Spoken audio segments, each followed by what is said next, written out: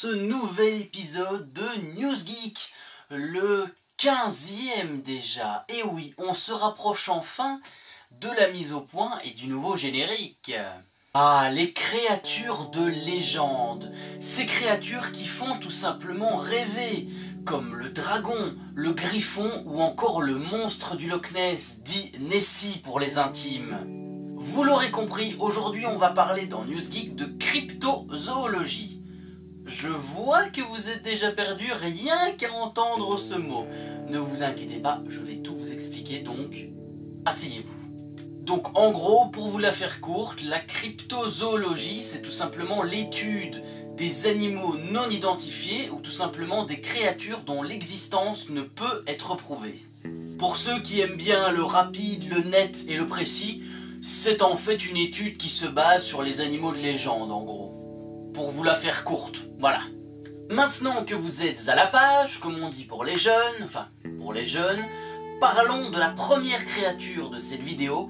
Je parle du célébrissime, du légendaire Kraken. Alors le Kraken est apparu dans les légendes scandinaves médiévales. Un monstre océanique avec d'innombrables tentacules pouvant faire couler n'importe quel navire.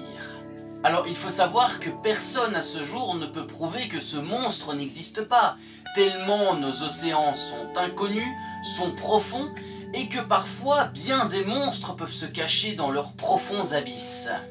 Alors justement, vous connaissez peut-être cet auteur, un certain Éric Pompidant, raconte dans son livre Histoire naturelle la description plus ou moins précise du Kraken. Telle une île flottante, l'eau jaillissant de ses terribles narines forme des vagues spiralées autour de lui, pouvant atteindre un grand nombre de miles. Alors bien sûr, comme à peu près tout sur internet et tout sur les monstres mythologiques, on va dire, les monstres de légende, beaucoup de théories circulent à ce propos. Et pour certains, on affirme que le Kraken pourrait être un calamar géant. Vous savez, ces immenses pieuvres pouvant mesurer jusqu'à 15 mètres de long. Alors si on prend en compte cette théorie, enfin ce raisonnement, si des calamars de 15 mètres de long existent dans nos océans, pourquoi pas imaginer une créature encore plus grande, encore plus énorme, vivant dans les profondeurs de la mer. Alors évidemment, de nos jours, le mythe du Kraken existe encore, que ça soit dans la culture populaire, dans la littérature, dans les films et désormais dans les jeux vidéo. Ouais, rien que ça. Alors oui, peut-être que cette pieuvre que l'on croyait inexistante jusqu'à aujourd'hui, eh bien se terre, se cache dans les profondeurs de l'océan en attendant de dévorer son prochain navire ou sa prochaine proie, qui sait. Voilà, c'est désormais tout pour cet épisode NewsGeek un petit peu particulier. D'ailleurs, je vous le dis directement, ce n'est que le premier épisode sur les créatures de légende.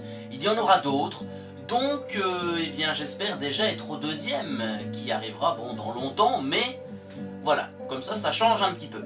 Alors bien sûr, comme sur LMV, j'écoute vos avis, donc si toi tu es intéressé par les créatures de légende, que ça soit grec, nordique, scandinave, enfin tout ce que tu veux, eh bien propose-moi des idées de créatures et je les aborderai dans NewsGeek, rien que pour toi, rien que pour vous, rien que pour tes beaux yeux, si tu es une fille bien sûr, enfin non, je rigole, mais donc proposez-moi. Alors rejoins la Minute d'Alex en cliquant sur le petit bouton rouge ici en bas de la vidéo ou clairement en dessous. Et s'il te plaît, pulvérise-moi cette satanée petite cloche pour être averti chaque fois que je sors une de mes vidéos. Ainsi tu ne manqueras rien et tu seras à la page, aux news comme on dit. Allez, je vous fais de gros bisous et je vous dis à vendredi dans la Minute en vrac pour un épisode sur Fairy Tail. Bisous.